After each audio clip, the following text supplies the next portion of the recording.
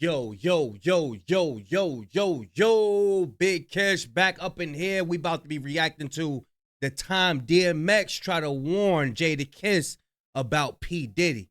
Now, we all seen that viral video when P Diddy, Fabulous, Jadakiss was on Nori and Drink Champs, and Diddy was saying some things, but we got DMX warning Jadakiss about Diddy. Before we get into that, y'all make sure y'all please go pick up a copy of Street Dad, Geek Dad, Avoiding the Manufactured Mindset, written by me, Big Kish. The link will be in the description for purchase. Also, the Discord and some merch as well. And I appreciate all the members of the Get It Gang. Thank you, y'all, for becoming a member. And thank you, shout out to all the subscribers. Y'all got us up to 70K. Thank y'all so much. And y'all know I'm like holding y'all. Without further ado, let's get it. They selling our people short, man. Get this, wear this, have this, drive this. That's not what a 10 to 14-year-old child in the hood needs to hear, that this is what's important, because it's not what's important. That's what you get when you work hard. I feel like he's not going. Powerful. He's saying that the elites are trying to push on to the younger children, buy this chain. You got to have this watch at the age of 17, and you got to have millions at the age of 18. And that ain't what it's about, man. Go. I knew a different X than like the people. I knew him my whole life. Right. So I really knew him before he turned to the big iconic star. And he always kind of stayed like that. Yeah, I love this drink. Where you put my bag I like at? when you like this, Daddy. Yeah, where you put my bag Daddy, at? I like when you scrambling and scraping. I like that. See, X was different than the Locks. X came first. The Locks got on first, but X came first. X was the standard. So DMX apparently had some serious warnings for Jadakiss about Diddy. And whatever he said was enough to make Jada keep his distance from Puff for good. Now, I won't spoil everything just yet, but remember that Drink Champs interview where Diddy was pressuring Fabulous to party with him, saying wild things like, why don't we party together? And calling men daddy? Yeah, well, go back and watch Jada's face during that whole exchange. He looked uncomfortable as hell, and he didn't even want to make eye contact with Diddy. Yeah, we partied for my birthday before. You came to my party. No, but me and you ain't never really party, you know what I'm saying? Did you miss me, though? For real, because it seems like a thing. I with miss this partying birthday with party. Puff, man. Man, but I'm talking about for your birthday. Huh? Why won't you party with me for your birthday, man? Yeah, we partied for my birthday before. You came to my... Because he don't want you to be singing happy birthday to him with his shirt off at the table like you did French Montana, man. That's why. my party. No, but me and you ain't never really party, you know what I'm saying? Did you miss me, though? For real. And that reaction wasn't random. According to people close to DMX, he warned Jada a long time ago about the way Diddy operates behind the scenes. For years, fans have wondered what exactly DMX knew and why he felt the need to pull Jadakiss aside and give him that kind of heads up. But let's be real, DMX was never the type to bite his tongue. He had no problem calling out the industry, especially rappers he felt were selling their souls or letting executives like Diddy take them shopping. So let's break down why DMX was so serious about that warning, what the real story might be behind it, and how Jada managed to stay away from all this Diddy mess. Throw it out there. Locks Amigos. He looked at you. He looked at you with the answer. Yeah, Locks. That was the answer. All day. These days, Jadakiss's name doesn't come up that much when people talk about Diddy and all the drama Why does the Locks or Migos? They shouldn't even be compared. Like, surrounding his trial. But what a lot of folks forget is that Jada and the Locks were some of the first to really stand up to Puff. And they didn't just talk about it, they actually took action. There was even a physical fight that ended in Styles P throwing a chair at Diddy and Jada threatening to throw a whole fridge. Now, to give you some context, before the Locks linked up with DMX and the Rough Riders, they were actually repping for Bad Boy Records. They first started making waves locally and got everyone's attention with a raw demo tape produced by Jazzo. After that, big labels started coming for them. Sheik Louch even said that they caught the eye of Sheik Louch. We ain't about to do this. We ain't about to do this. But yeah, Puffy tried to have him in the shiny stuff. That's why he would say no more shiny suits this time around. the watches, the blinging and all of that. Then what was the next group? Cash Money. They was always trying to force onto the people that you need to purchase. That's what they turned it into. Remember, hip hop was about community, gathering together.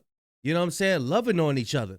It never was about, I got this and you in the hood and you still got those. You still rocking those? Ew, them joints is ugly. I got the new this. I got the new that.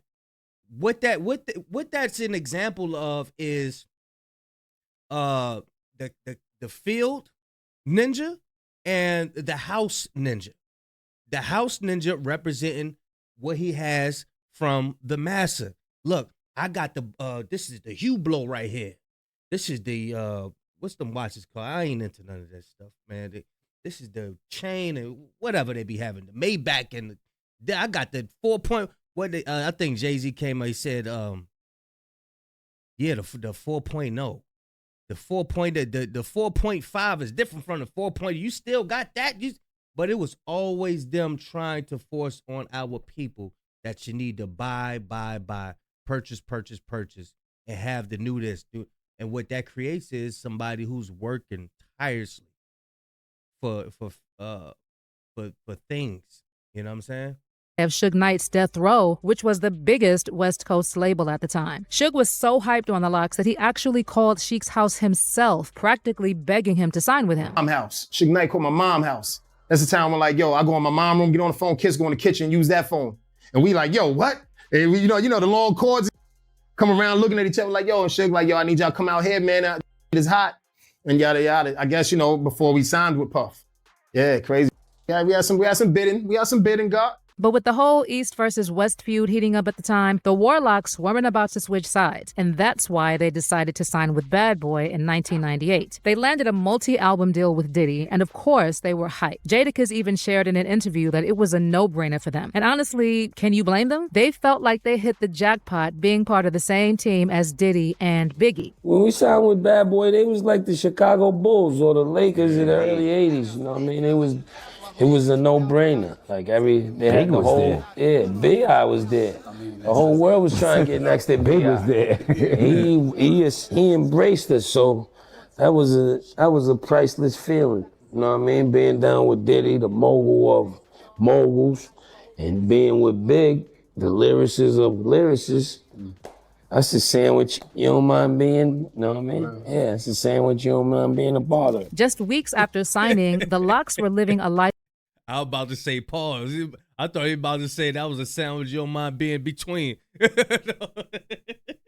Lifestyle way beyond anything they'd ever dreamed of. They later said that working with Diddy felt like being in a constant celebration. Sheek told Revolt in 2020, with Diddy, it felt like he was always celebrating something. But since this is Diddy we're talking about, you already know things weren't exactly smooth sailing behind the scenes. Puff made them change their name from the Warlocks to the Lox. And when Jadakiss later talked to Hip Hop DX about this, he explained they were just too naive at the time. And they didn't realize at first that Diddy was looking at them as only a product to sell. Jada said, just as we were about to sign, or maybe the week before we signed, he said, y'all the Lox, y'all figure it out, but no more Warlocks. He was like MJ in his prime, so everything he said was golden. We didn't know a lot about marketing, and he said Warlocks wasn't marketable. Anyway, Diddy quickly put the Lox on a feature run to boost their fame and grow. Don't forget that they was young. They was young, and Puff was way more experienced. Their fan base. He had them collaborating with everyone from Mace to Mariah Carey, and it paid off. Say what you want, but Diddy definitely knew how to market his artists. Jadakiss also crafted that unforgettable verse on Diddy's It's All About the Benjamins, and their appearance on the track officially pushed them into the mainstream. Then in January 1998, the Lox dropped their debut album, Money, Power, and Respect. I'm steady trying to cop those Picassos out the Santos, man, yo. Sheek was talking that cash, for real. Maybe y'all remember 24 Hours to Live? Ooh.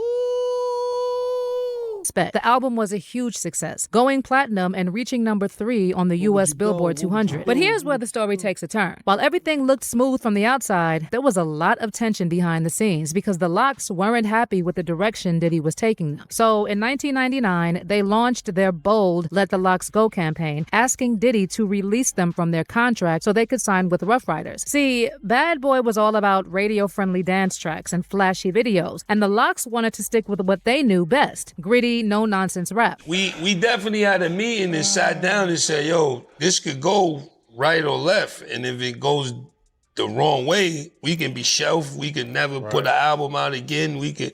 Is a side to this that can be horrible for us. At first, the Lox tried to make legal moves to get out of their contract, but despite all the attorneys and conference calls, Diddy refused to budge. And that's when the Lox decided to turn up the pressure and showed up at a New York concert wearing Let the Lox Go t-shirts. And this sparked a whole fan movement with people rallying behind the slogan, Free the Lox. I mean, the movement to get off Bad Boy was definitely a street movement.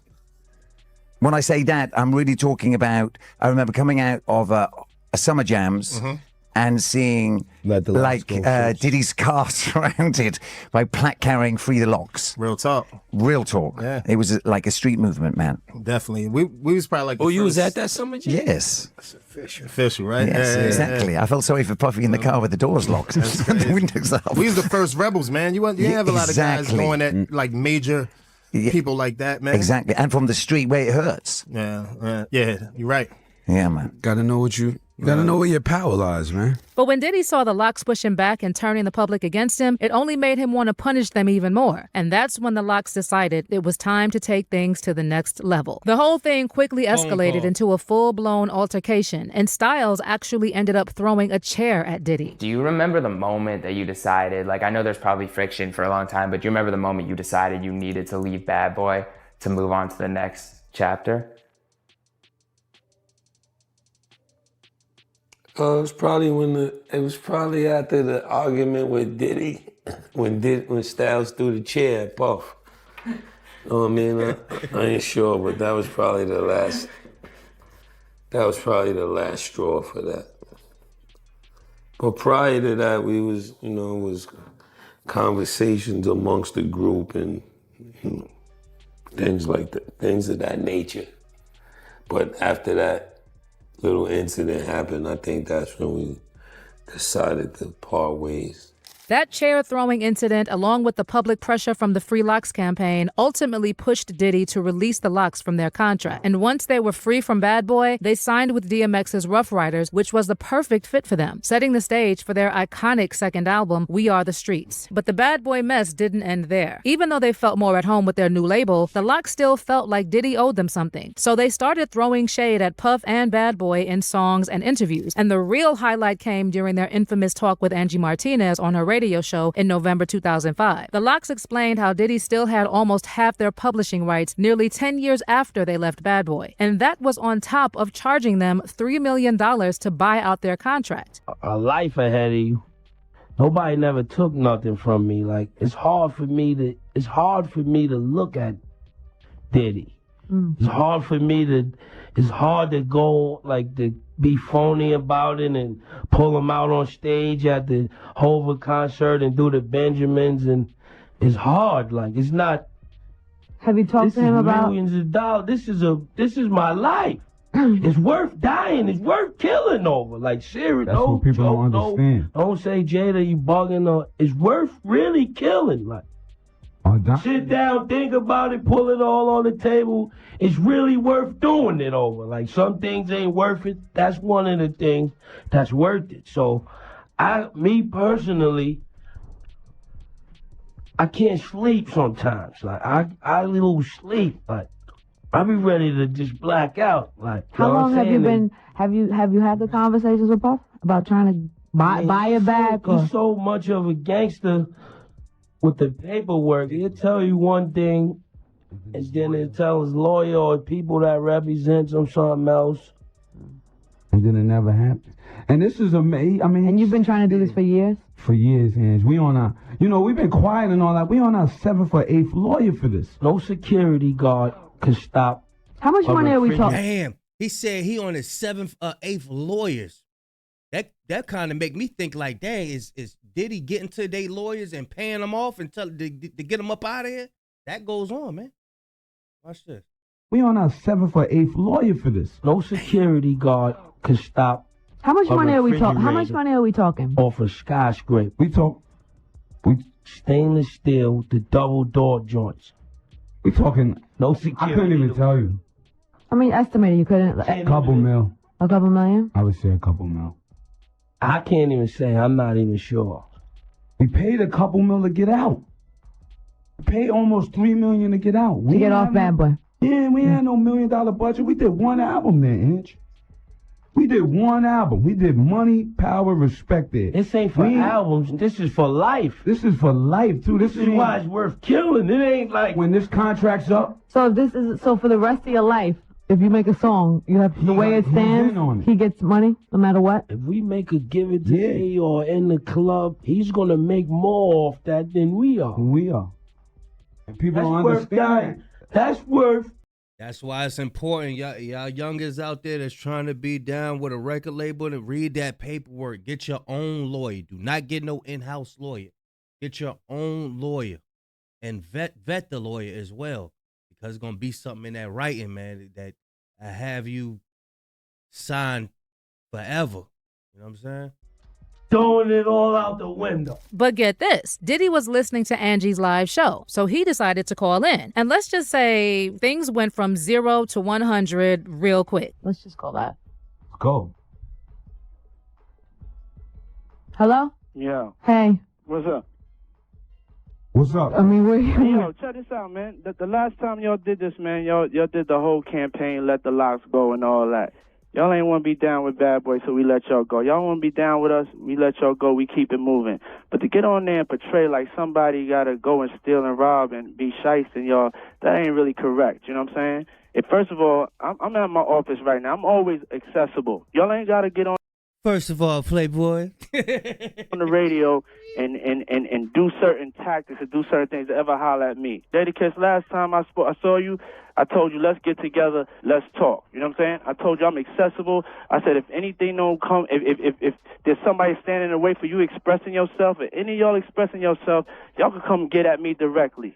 You know what I'm saying? All that on the refrigerator and you going to kill nobody, man. You know what I'm saying? We businessmen.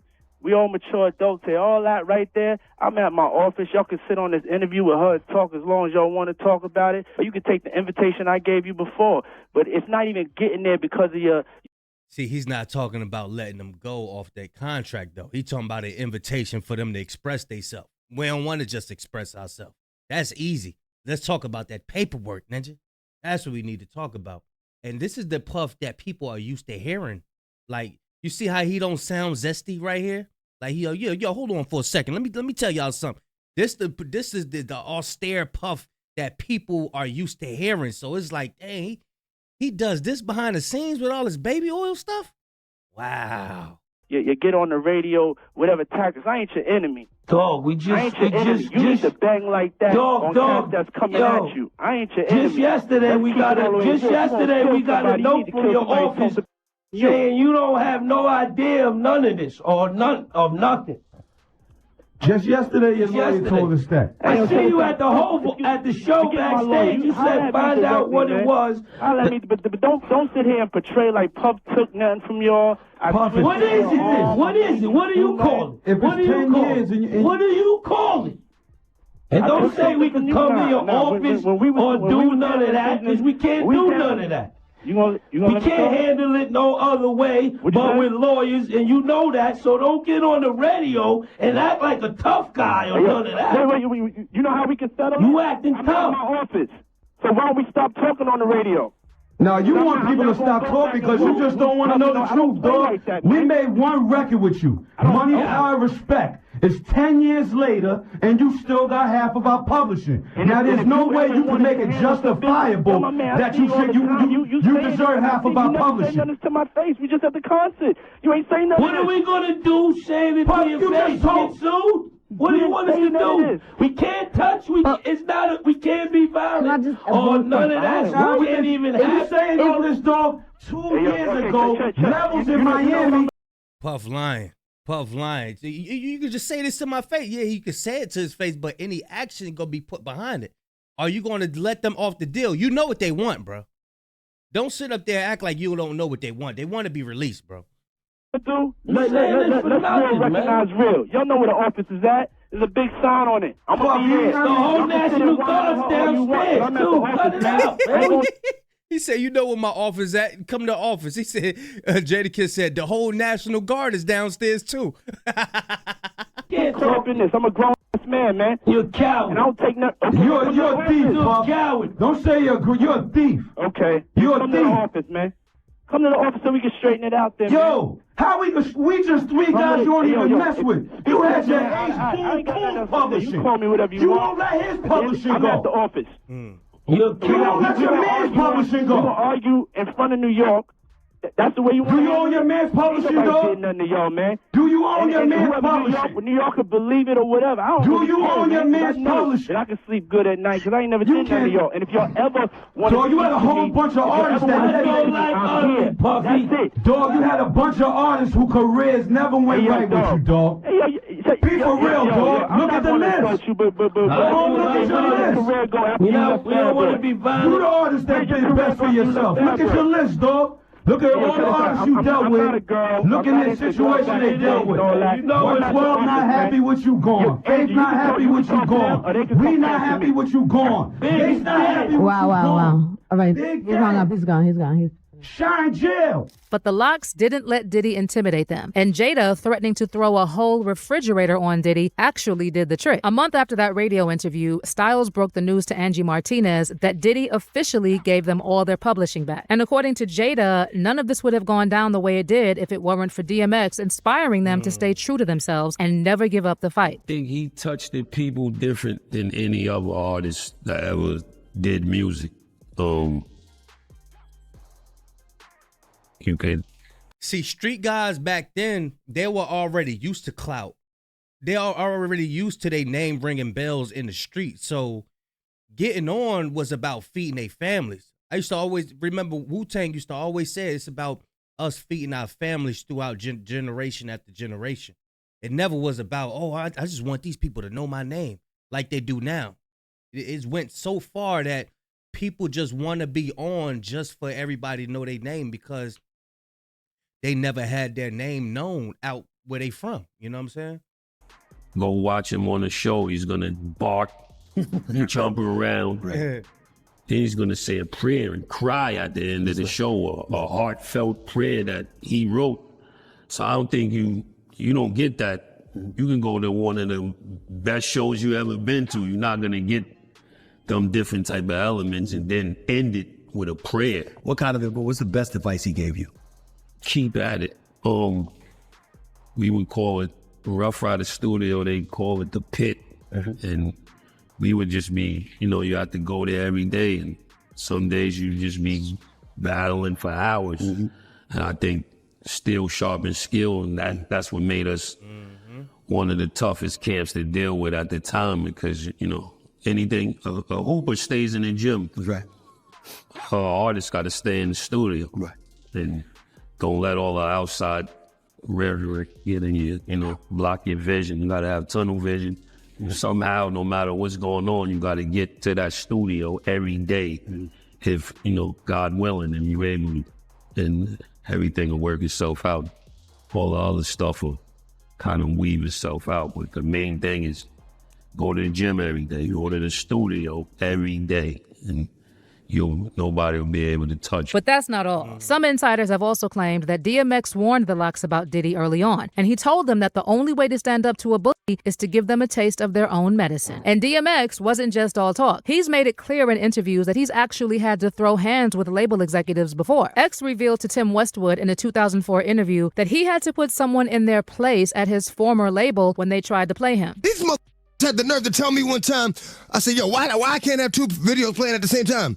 Oh, because we don't want your videos to compete with each other. But then I turn on TV, I ain't gonna say no artist names, but they got three videos back to back. Exactly. I'm like, you feeding me Exactly. and you suck all crazy, man. What's wrong with yo, I had to punch one face up there, man. After that, I was like, I'm not going to the office no more. Is that how it went down? Yeah. Because I don't, I'm a grown man, and I ain't got time to be playing. Yeah, they doing favoritism behind the scenes and all that. A bunch of nonsense.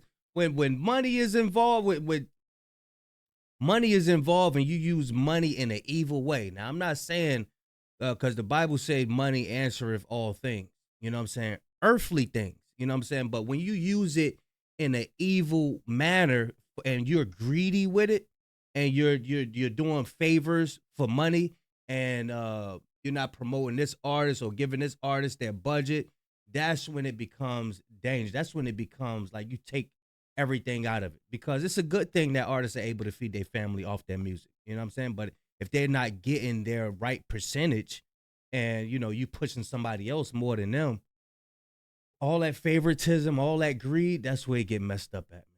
No kid games, man. So once I see I'm not dealing with a man and he disrespects me, I'm gonna break his jaw. And according to X, this happened because he was being pressured to do certain favors for label executives in exchange for more promotion for his music. They got this new breed of rapper that's paying DJs to play their right. You know what I'm saying? They sucking the record label executives, and it's like there's too much of that going on. Right. You know what I'm saying? Let me be me. Let me be the artist that I am and just play my music. You know what I mean? Exactly. Now they want you all up under this, sitting at the. See, X really had a message, man. X really got a message, and that word continues. It continues. He always spoke the scriptures. He always had prayers in his music. So, you know what I'm saying? That's forever, bro. That's forever. You know what I'm saying? But, yeah, y'all let me know what y'all think. I'm going to leave a link in the description for y'all to check it out, unfiltered and uninterrupted. Big Cash signing out. I'm going, y'all.